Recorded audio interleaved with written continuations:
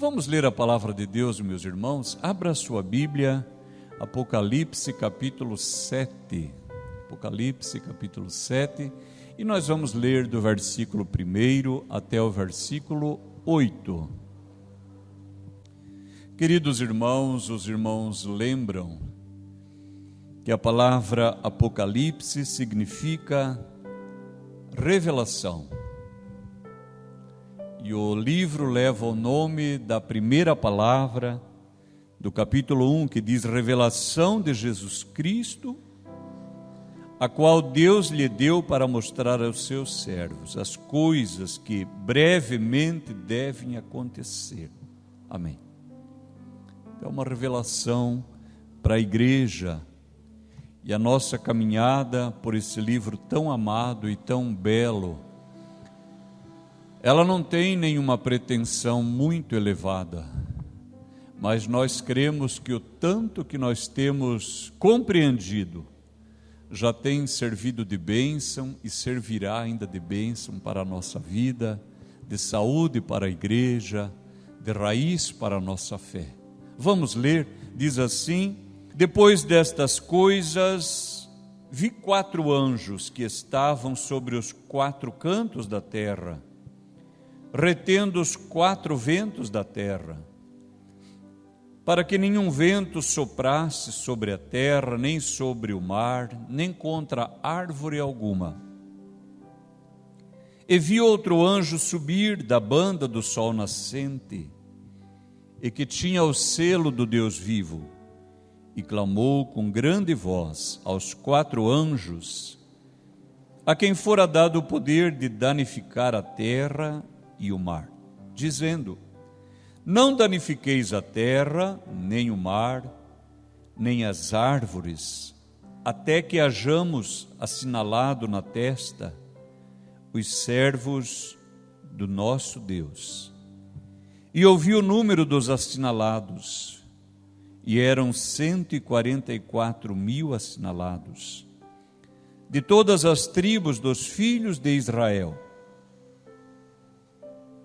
Da tribo de Judá havia 12.000 assinalados, da tribo de Ruben 12.000, da tribo de Gade 12.000, da tribo de Azer 12.000, da tribo de Naftali 12.000, da tribo de Manassés 12.000, da tribo de Simeão 12.000, da tribo de Levi 12.000, da tribo de Issacar 12.000, da tribo de Zebulon 12.000, da tribo de José 12.000, da tribo de Benjamim 12.000. Amém.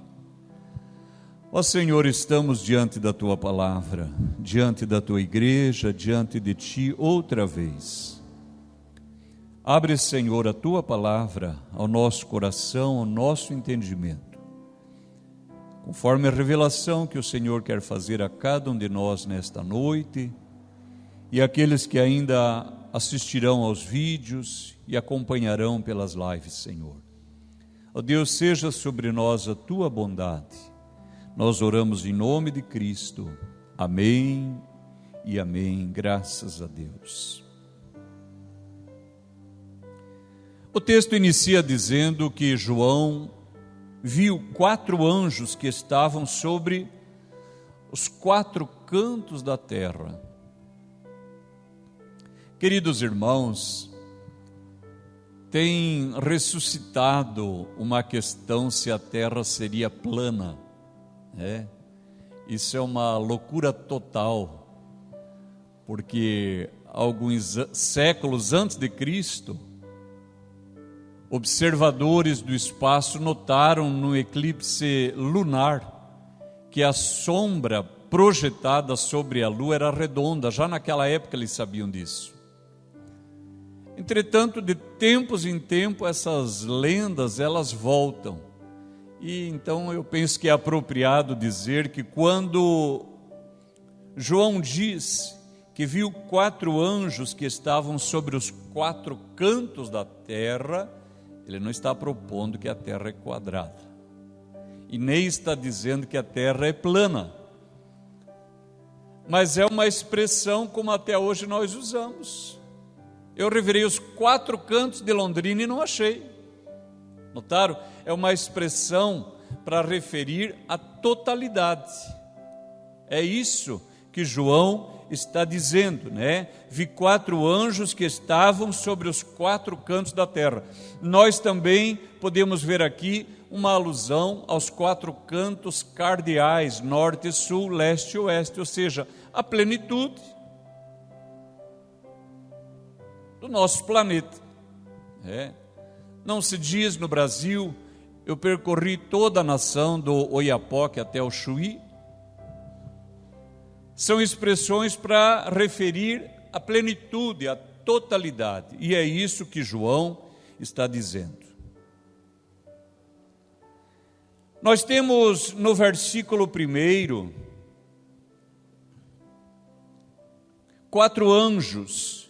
E depois no versículo 2 diz assim: e vi outro anjo subir da banda do sol nascente, e que tinha o selo do Deus vivo. Olha que aqui nós temos um diferencial. Quando nós estudamos o capítulo 4, João refere a 4 cavalos e seus cavaleiros. Está lá no capítulo 6, versículo 2, fala de um cavalo branco e seu cavaleiro. Depois, no versículo 3, um segundo animal, um cavalo vermelho com seu cavaleiro, e ele recebeu o poder para tirar a paz da terra, e que as pessoas se matassem a uma a outra, e que foi-lhe dado uma grande espada, falando de grande mortandade, de grande matança. Depois, ainda um terceiro cavalo, cavalo preto, com o seu cavaleiro, carregando uma balança, falando de carestia, de inflação, de fome, de necessidade, de privação. E por último, um 4º cavalo e seu cavaleiro. O cavalo era amarelo, é uma tradução de cloro, amarelo esverdeado. E aquele que estava sentado sobre este cavalo tinha por nome Morte, e o inferno o seguia. E foi-lhes dado poder para matar a 4ª parte da terra com espada, com fome, com peste e com feras da terra. Então, aqui nós temos a descrição, e agora no versículo 2, nós vemos que um anjo que tem o selo do Deus vivente. Por quê? Porque no capítulo anterior, nós temos anjos caídos cumprindo a ordem de Deus. Irmãos, nunca se iludam. Todos nós, todos os seres humanos, até os rebeldes, todos os anjos, todos os espíritos, inclusive os caídos, são todos servos de Deus. Em primeiro lugar, perceba isso. Senhor é só o Senhor, o nosso Deus.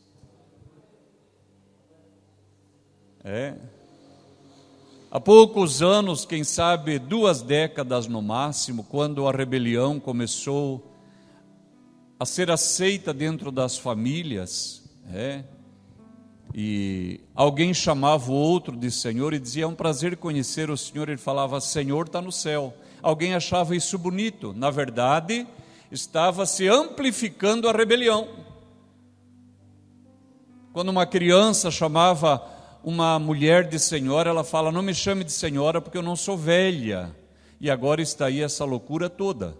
Mas irmãos, na terra existem senhores, no céu está o Rei dos reis, Senhor dos senhores. Notem, irmãos, se Ele é o Senhor dos senhores, segue-se que nesta terra há senhores. É uma lógica simples. E agora nós temos a descrição de que esses 4 seres, aquele que vem montado num cavalo branco, num cavalo vermelho, num cavalo preto, num cavalo amarelo, nós já vimos isso no capítulo 6, Eles não têm autoridade para fazer o que eles querem. Isso é maravilhoso.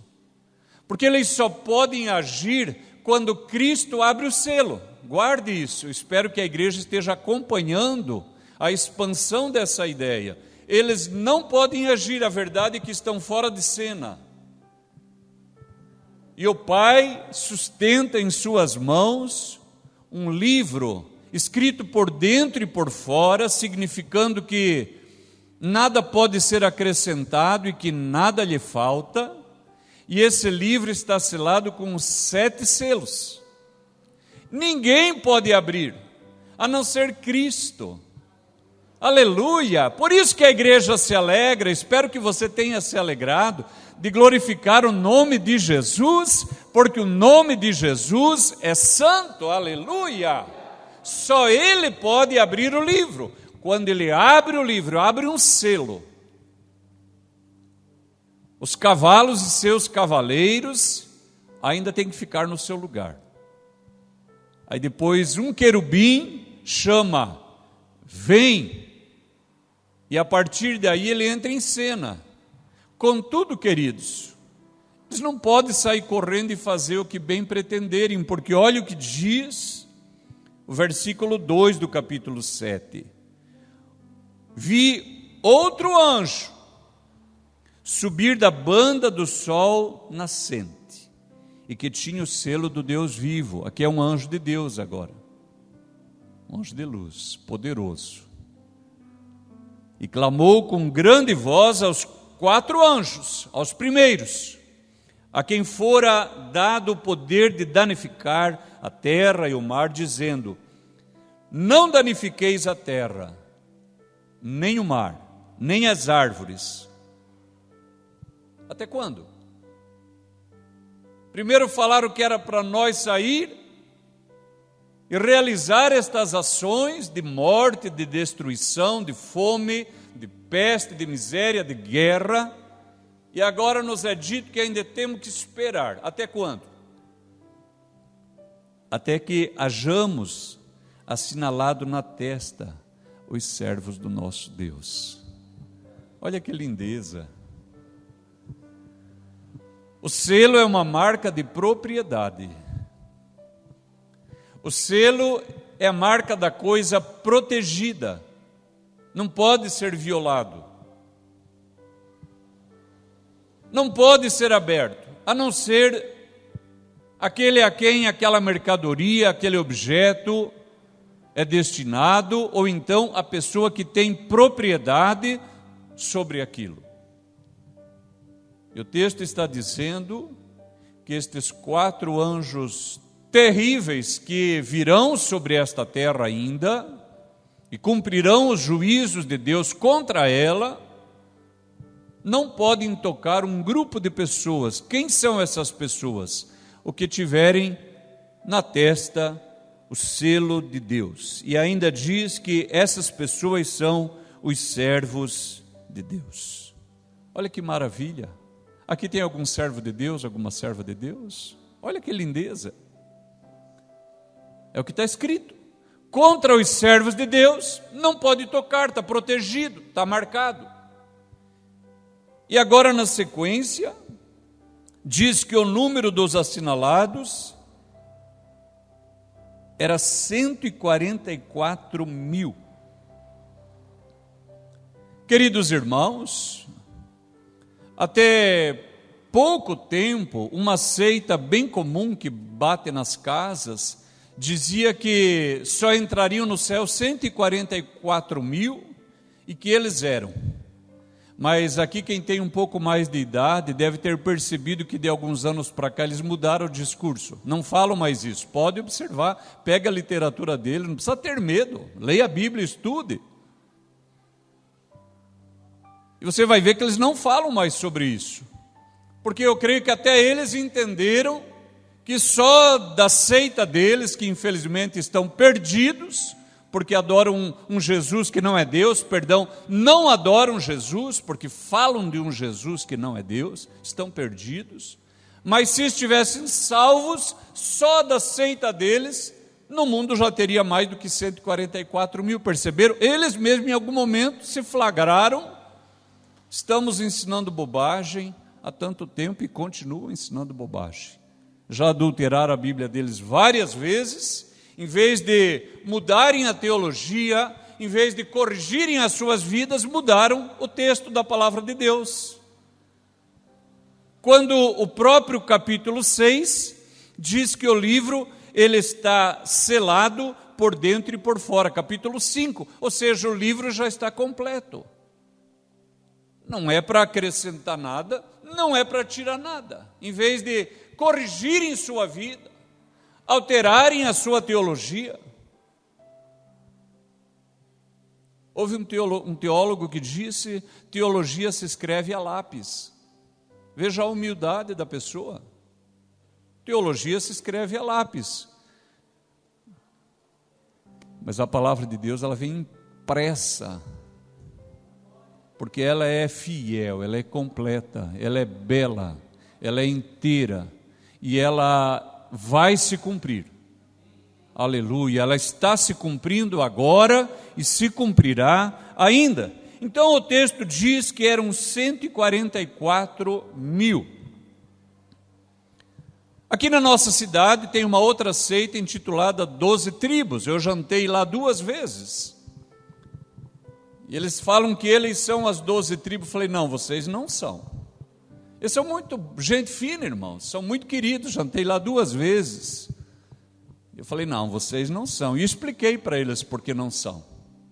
Jantando lá, e eles me tratando bem, eu dizendo, não, vocês não são. E expliquei os motivos. Agora, quem são esses 144 mil? Eu pedi para a Ana preparar uma imagem para nós colocar aqui, ó. Se der para apagar, será que precisa? Parece que está claro. Está claro ou não está claro? Vejam aqui, queridos irmãos, nós precisamos entender, amém? Quem são esses 144 mil? Então, vamos lá. Veja uma coisa, em Gênesis 29, nós lemos que Jacó é enganado pelo seu sogro Labão. E ele tinha trabalhado 7 anos para casar com a Raquel, mas em vez de receber Raquel como esposa, na noite das núpcias, quem lhe é dado? Leia. E ao outro dia, quando ele reclama, o sogro, que era um sabonete, disse assim, é que aqui nós não temos o costume de casar a mais nova antes da mais velha. Fica com essa, depois você trabalha mais uma semana pela Raquel. Ele trabalhou 14 anos pelas 2 mulheres. Depois, ele recebe então Raquel. Agora veja uma coisa, a Leia tem uma serva chamada Zilpa, e Raquel também tem uma serva chamada Bila. E Jacó vai ter filhos com essas 4 mulheres. Vamos para frente. Desses filhos é que vão surgir as 12 tribos de Israel. Então vamos lá, a Leia, a Zilpa, a Raquel e a Bila, elas vão ter os seguintes filhos. A Leia vai ter um filho chamado Rúben, depois Simeão, depois Levi e por último, nesse tempo, Judá. Quando a Raquel percebe que não tem filho, ela pega a serva dela, a Bila, e diz para o marido, deita-te com a minha serva. E ela vai ter filho, e o filho vai ser nosso. Então a Bila dá à luz Dan. Depois ela dá à luz Naftali. Quando a Leia percebe que a Raquel está usando a escrava para gerar filhos, ela fala, eu vou fazer isso também. E aí ele deita com a Zilpa e tem Gade, e tem mais um filho chamado Azer. Olha o que acontece, a Leia acaba tendo mais um filho chamado Issacar e ainda mais um chamado Zebulon. Na sequência, a Bíblia diz que Deus abriu a madre de Raquel e ela tem um filho chamado José. E por último, quando já estavam voltando para a sua terra, Raquel dá à luz mais uma criança chamada Benjamim, e é nesse parto que infelizmente Raquel morre. Agora veja uma coisa, pode colocar por favor. Esse José, filho de Raquel, é aquele que desce para o Egito, vendido pelos irmãos, e vem a ser governador da terra do Egito. Lá ele se casa com a Zenate, e ela vai ter dois filhos. O primeiro é Manassés, que é o primogênito, e o segundo, Efraim, o menor. Pode prosseguir. Agora, se nós fôssemos ler, nós não vamos fazer isto agora, mas quem tiver curiosidade, está lá em Gênesis 48, Jacó também desce para o Egito, quando seu filho já é governador. E ele traz Manassés, coloca Manassés à mão direita de José, porque é o primogênito. Sobre ele deveria repousar a bênção da primogenitura. E Efraim, que é o menor, na mão esquerda. O que Jacó faz? Ele coloca a mão trançada assim, coloca a mão direita sobre Efraim e a mão esquerda sobre Manassés. E José reclama, fala, não pai, assim não. Esse é o primogênito. Ele fala, eu sei, esse também vai ser abençoado, mas a bênção está sobre o menor. E olha o que acontece, se você for ler Jeremias 31:9, você vai ver Deus dizendo, Efraim é o meu primogênito. O Senhor reconhece aquela bênção. Que mais? Vejamos. Então, nós temos aqui 6 filhos de Leia, 2 filhos de Zilpa, 2 filhos de Bila, 2 filhos de Raquel, e esses 2 netos, Manassés e Efraim, Jacó adota ele como filhos. Eu quero que você leia isso comigo, pode deixar um pouquinho aqui, é Gênesis 48, versículo 5, abra lá por favor. Agora, pois, os teus 2 filhos que te nasceram na terra do Egito, antes que eu viesse a ti no Egito, são meus. Efraim e Manassés serão meus, como Rúben e Simeão. Notaram que ele deixou bem claro? Não é só assim afetivamente, não, é como Rúben e Simeão, como se fossem nascidos na minha casa. Mas a tua geração que gerarás depois deles será tua. Notaram? E se você for estudar Josué, quando acontece a repartição da terra pelas 12 tribos, você vai notar o seguinte: José não é contado na divisão em Josué, nem Levi, porque a herança de Levi é o Senhor. Saem esses 2, e quem entra? Manassés e Efraim. Prossiga, por favor, Aninha. Agora, vamos ver em Apocalipse, vamos lá. Alguns nomes foram preferidos e outros foram deixados de lado. Então, nós temos em Apocalipse, você viu a leitura, Rúben, Simeão, Levi, Judá, Issacar, Zebulon, mas Dan não está em Apocalipse. E nós vamos encontrar Naftali, Gade, Azer, José, Benjamim. Note que agora em Apocalipse José volta, Levi volta, sai Efraim e entra Manassés. Efraim não era aquele que era o primogênito, que o próprio Senhor disse, Efraim é meu primogênito. Ele sai, no lugar vem Manassés. E Manassés entra no lugar de um filho. Notem que entra um neto no lugar de um filho. Obrigado, Aninha. Agora vamos voltar para Apocalipse, capítulo 7.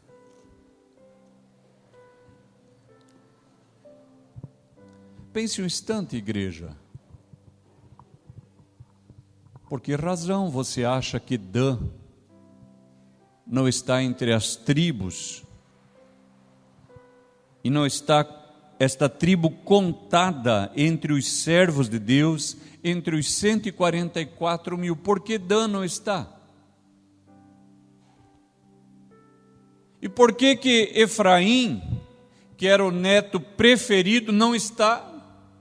E aquele que foi preterido, Manassés, volta para o seu lugar. Quando alguém é excluído na narrativa bíblica, não vem rapidamente ao nosso coração, é por causa de algum pecado que cometeu? Mais alguém além de mim pensa assim rapidamente? Eu penso, deve ter sido por alguma rebelião, algum erro que tenha cometido. Queridos irmãos, quando você vai lendo o livro do profeta Oséias, a gente vai notando que há primeiro uma relação imediata de Deus com Israel, mas aos poucos essa relação ela vai clarificando e o Senhor vai se concentrando em algumas tribos. E de repente o Senhor fala diretamente com o profeta, ou por boca do profeta, e condena Efraim por causa da sua idolatria. É bem claro, quando você lê o livro do profeta Oséias, o capítulo 13 trata da idolatria de Efraim. E, olhando rapidamente, pode parecer, está aí a explicação, né? Tira o idólatra.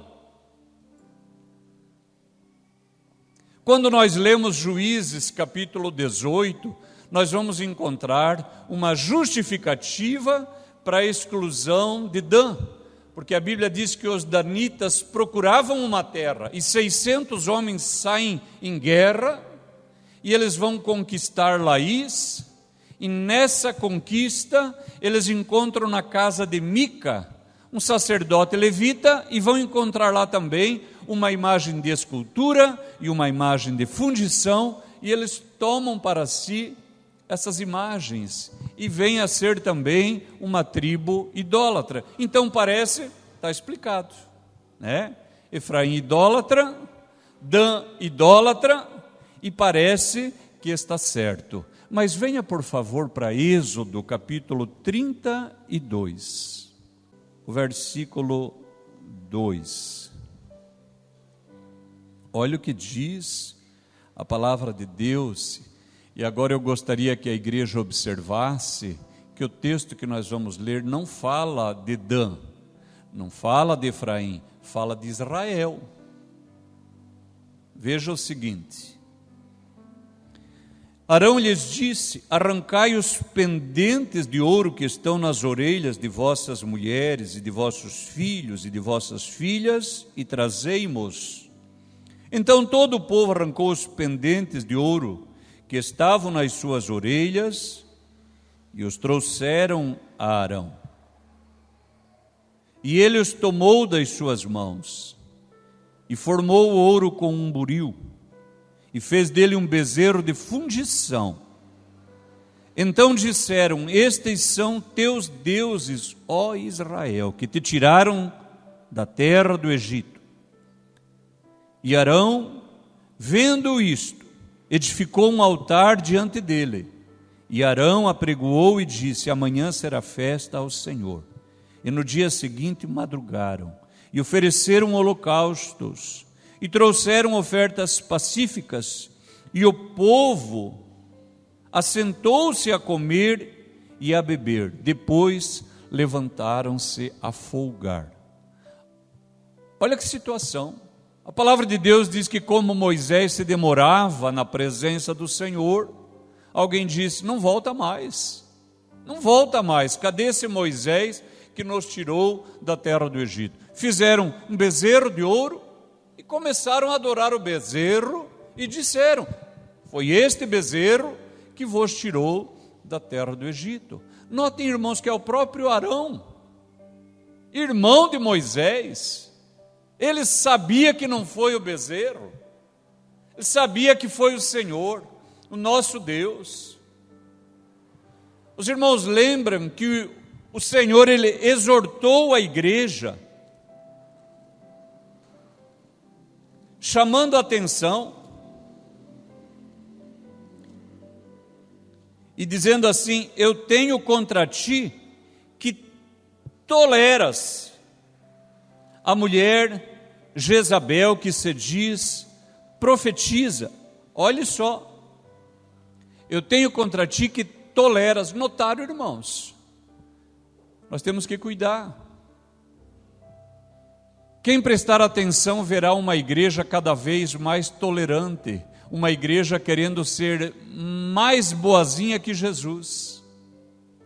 Ora, eles não viram que aquilo estava errado?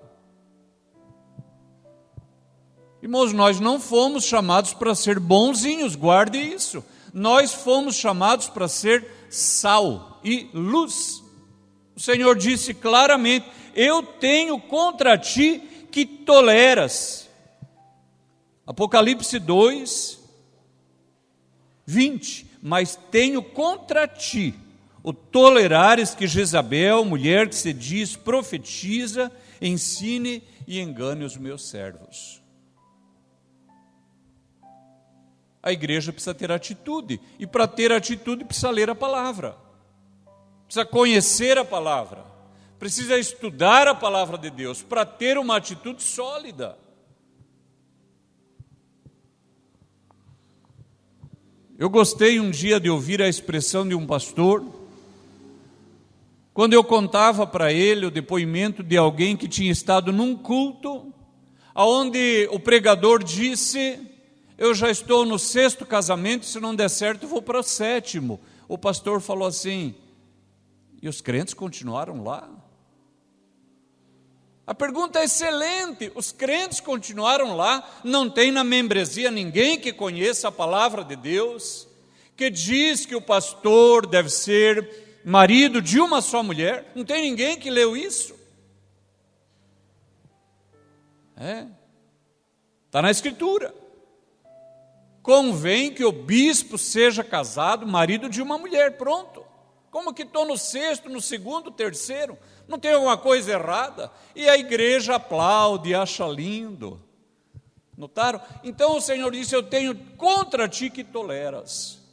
E assim estarão oferecendo um ídolo, e o povo tolera, porque acha que está tudo bem, mas não está tudo bem.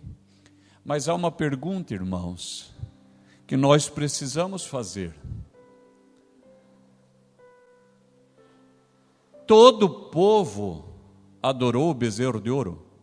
Pense nisso. Todos adoraram o bezerro de ouro? Todos concordaram com aquilo?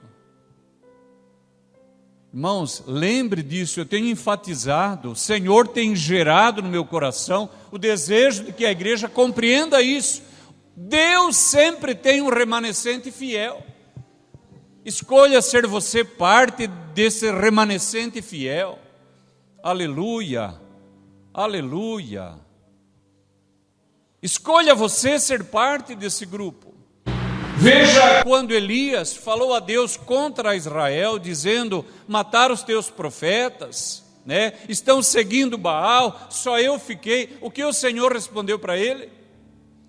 Eu guardei para mim 7.000 que não se dobraram diante de Baal e nem o beijaram. Aleluia! Deus sempre tem um remanescente fiel. E pode ter certeza, lá naquele bezerro de ouro, havia um monte de gente dando as costas para aquilo, porque eles sabiam: só o Senhor é Deus. Só o Senhor é Deus. Você pode encher um caminhão de ouro, o ouro não vai abrir o mar, o ouro não vai dar sombra no deserto, o ouro não trará o maná sobre o povo. Aleluia! Só o Senhor pode fazer essas coisas, só o Senhor é Deus. Aleluia! Guarde isso, guarde isso. Então, quando diz que Efraim adotou a idolatria, que Dan adotou a idolatria, guarde isso, não eram todos. Pode ter certeza disso, não eram todos. Havia gente indignada. E olha o que mais, abra sua Bíblia em Ezequiel capítulo 48, o versículo 1. Ezequiel falando da glória futura de Israel. Um livro que fala também da glória de Cristo. Olha que lindeza, Ezequiel capítulo 48, falando do futuro de Israel, ele diz assim no versículo 1: e estes são os nomes das tribos, desde a parte extrema do norte, da banda do caminho de Etlon, vindo para Ramate, Azerenon, no termo de Damasco, para o norte, ao pé de Ramate, e terão a banda do oriente e do ocidente, dã uma porção. Observaram?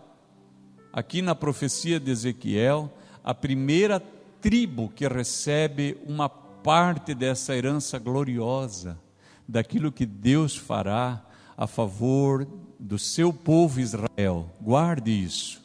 A primeira tribo referida e abençoada é a tribo de Dan. Aleluia. Deus não se esqueceu do seu povo, Ele não se esquecerá do seu povo. Aleluia. Deus, Ele é maravilhoso. Bendito seja o nome do Senhor, o nosso Deus. Aleluia. Glórias a Ti, nosso Deus. Agora, abra em Oséias capítulo 13. Diz assim, vou ler só uma parte. Quando Efraim falava, tremia-se. Foi exalçado em Israel, mas ele se fez culpado em Baal. Irmão, aqui está falando de Baal Peor. Está falando de Números 25. E agora multiplicaram pecados e da sua prata fizeram uma imagem de fundição, ídolos segundo o seu entendimento, todos obra de artífices, dos quais dizem, os homens que sacrificam beijam os bezerros. Por isso serão como a nuvem de manhã e como o orvalho da madrugada que cedo passa, como o folhelho que a tempestade lança da eira e como a fumaça da chaminé. Agora presta atenção. Todavia eu sou o Senhor teu Deus. Ele está falando com Efraim. Eu sou o Senhor teu Deus, desde a terra do Egito. Portanto, não reconhecerás outro Deus além de mim, porque não há Salvador senão eu. Aleluia. Olha o que diz o versículo 14. Eu os remirei da violência do inferno e os resgatarei da morte. Perceberam? Deus, Ele não se esquece do seu povo. Ele vai trazendo juízo e prometendo salvação. Trazendo juízo e prometendo salvação. Porque Deus ama Israel. O Senhor, Ele escolheu a Israel. Aleluia. Glórias ao nome maravilhoso do nosso Deus. Agora venha, por favor, para Apocalipse, capítulo 14, o versículo 1.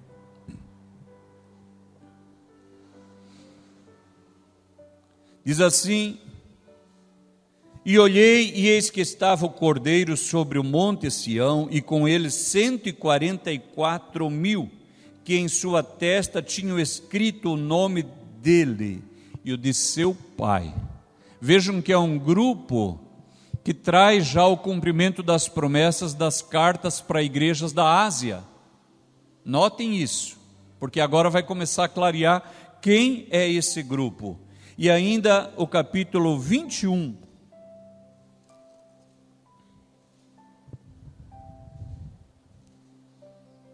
Diz assim: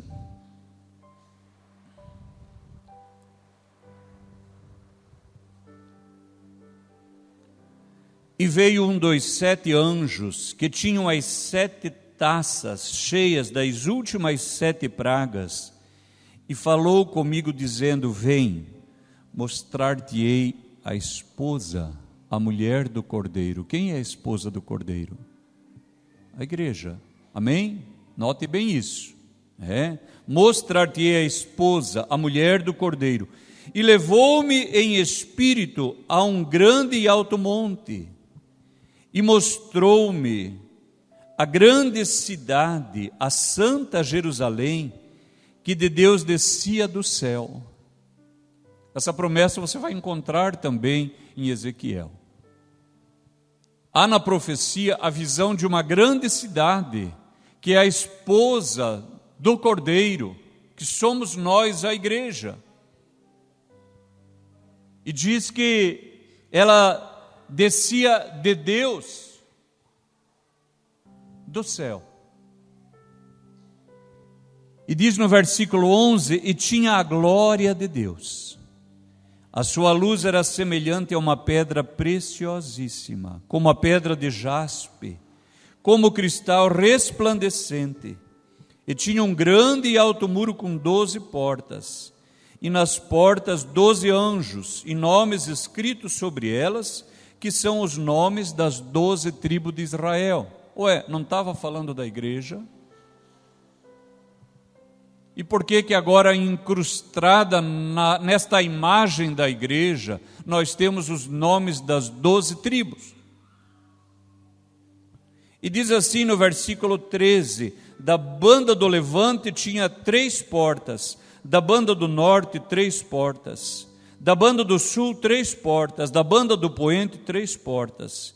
E o muro da cidade tinha 12 fundamentos, e neles os nomes dos 12 apóstolos do Cordeiro. Na porta, o nome das 12 tribos. No fundamento, os nomes dos 12 apóstolos. Mas quantos foram os apóstolos? É verdade? Tiago, Simão Pedro, Bartolomeu, Judas, João, Filipe, Mateus, Tomé, Tiago, filho de Alfeu, Simão, André e Tadeu. Nós temos 12, verdade? Aí sai Judas, entra Matias. Ficam 12. Mas alguém lembra de mais um apóstolo? Paulo. Então nós temos 13. Mais alguém? Barnabé. E mais um outro apóstolo, Tiago, irmão do Senhor. Notaram que nós tínhamos 12, 13, 14, já são 15? Vai ficar alguém de fora? Alguma das tribos vai ficar de fora? Não, irmãos. Esses 144 mil, eles representam todo o povo de Deus. Venha comigo, por favor, para Êxodo capítulo 19. Êxodo 19. Eu gostaria que o Espírito Santo trouxesse a revelação para esta igreja, para a sua mente. Olha o que diz Êxodo capítulo 19, o versículo 17. Êxodo 19, 17. Diz assim a palavra de Deus: E Moisés levou o povo fora do arraial ao encontro de Deus. Eu pergunto para os irmãos, Israel não tinha sido já tirado para fora do Egito? Eles já não estavam nos arraiais de Deus? Por que ainda tirar para fora? Por que tirar para fora? Em primeiro lugar, me deixe fazer uma observação. A palavra de Deus fala que o Senhor levantará para si um povo bem disposto, amém? Já leram isso?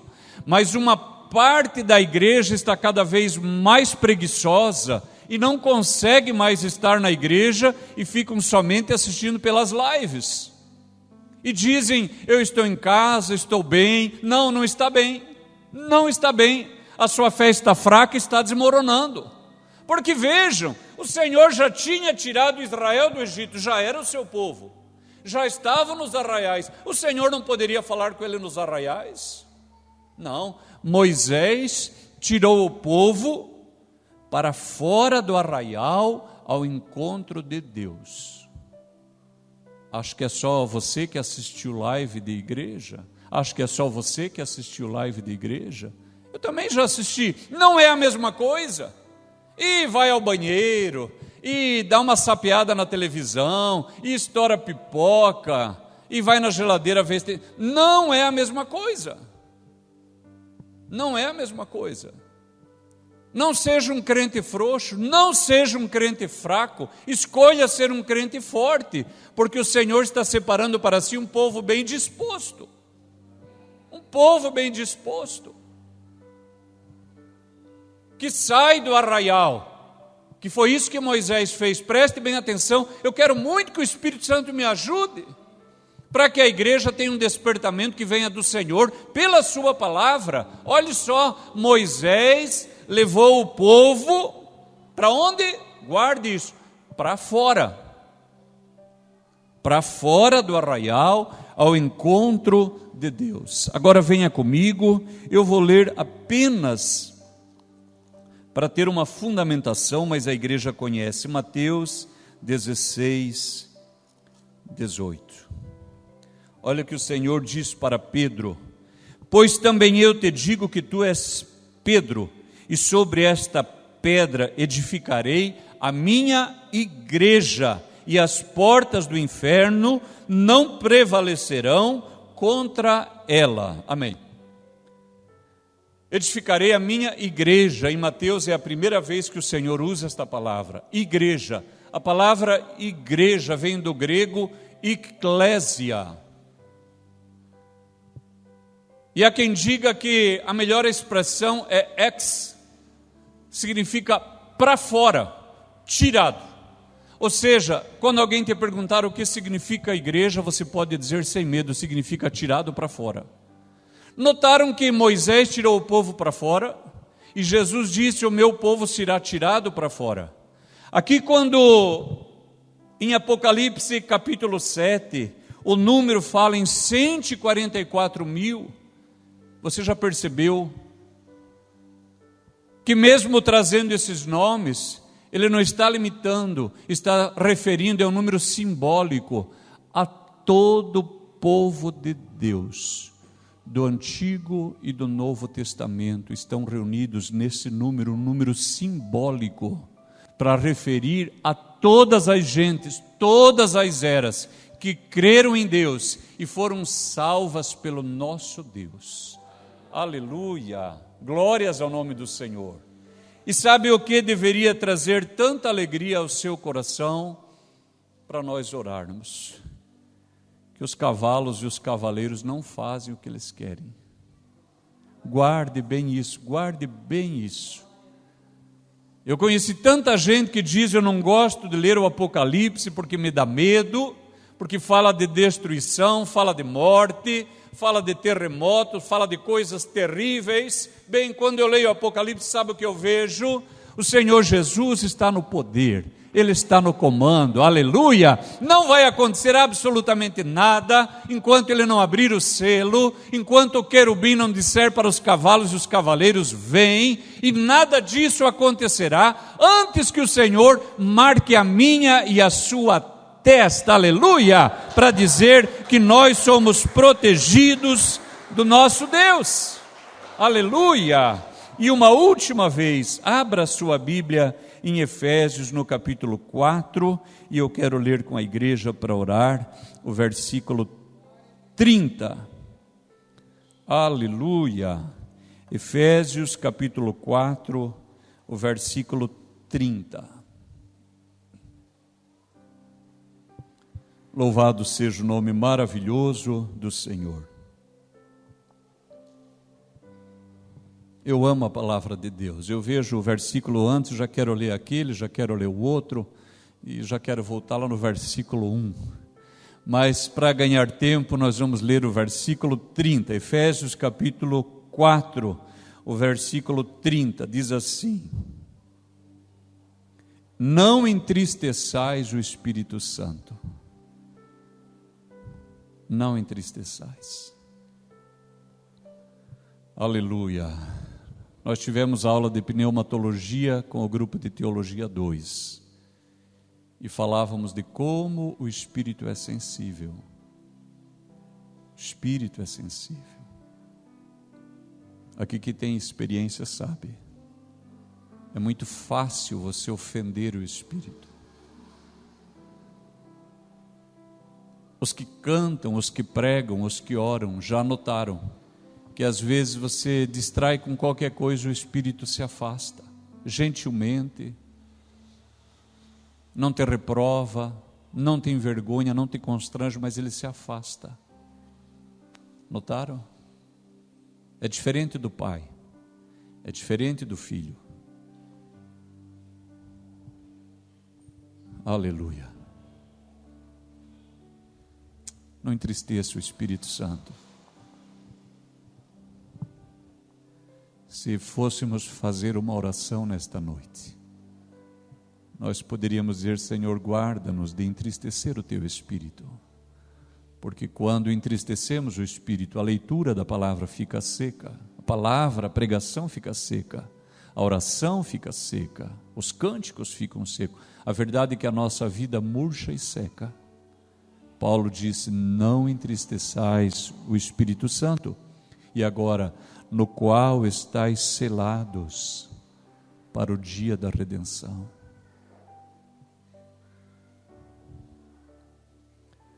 Queridos irmãos, o selo não é o batismo com o Espírito Santo com evidência de falar noutras línguas. Isso é um outro estágio da vinda do Espírito sobre o crente.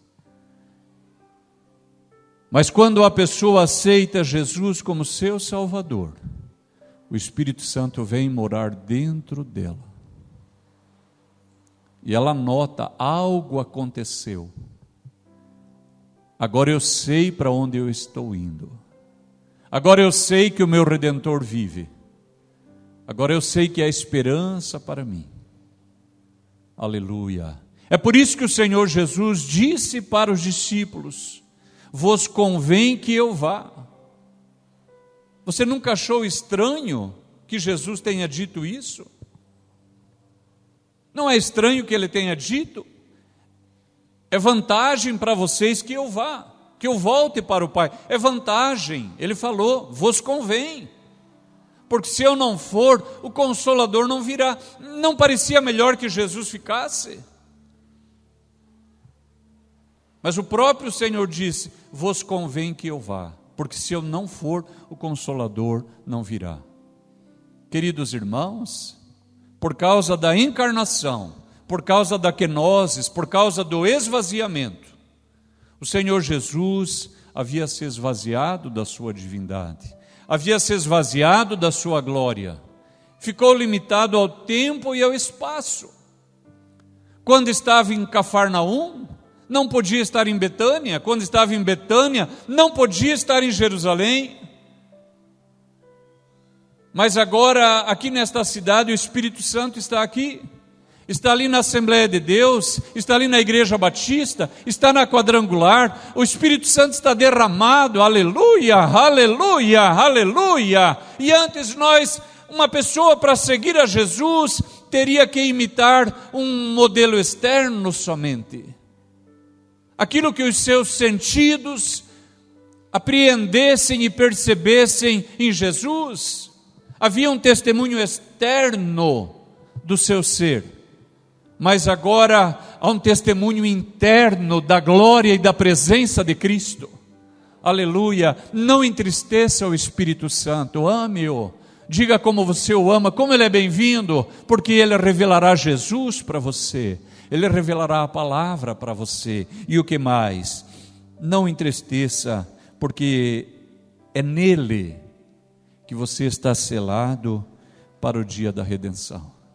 O Espírito Santo habita em você, então você não precisa ter medo, então você pode estar em paz, porque essas tragédias, elas não estão destinadas a mim e a você, porque nós já estamos marcados com o selo do nosso Deus. Eu quero orar. Ó Deus, nós adoramos a Ti. A verdade é que Te adoramos. Receba a honra, receba a glória, receba o louvor, receba a adoração desta igreja. Ó Deus querido, nós Te exaltamos em nome de Cristo. Com a ajuda do Teu Espírito, nós Te louvamos e Te bendizemos, porque nos tens separado para Ti, fazendo habitar em nós o Teu Espírito. E quem éramos nós para isso? Pecadores, rebeldes, idólatras, andávamos sem esperança, perdidos, sem o Senhor neste mundo.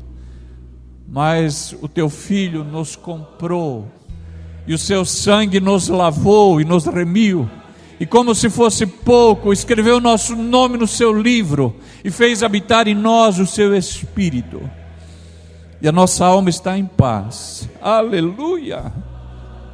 A nossa alma está em paz. Sentimos que fomos comprados para Deus, E sentimos que estamos selados pelo Teu Espírito. E mais do que isso, cremos pela Tua palavra que fomos separados para Ti e que por isso estamos guardados do mal. Nós Te louvamos, Senhor. Receba o louvor e adoração no nome de Jesus. Amém e amém. Graças a Deus. Que Deus vos abençoe, igreja querida. Alegre-se por ser participante da salvação.